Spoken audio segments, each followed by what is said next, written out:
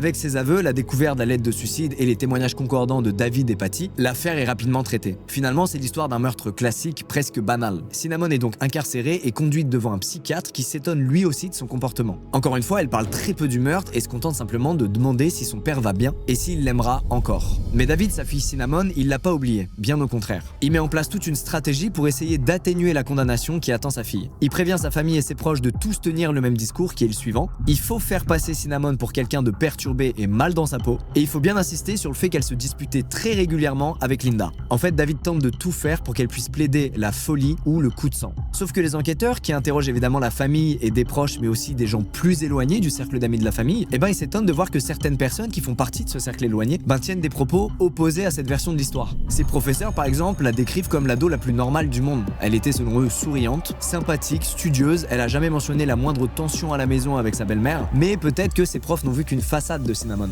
En tout cas, devant le juge pour mineurs, Cinnamon, comme prévu, plaide la folie, sauf que rien n'y fait.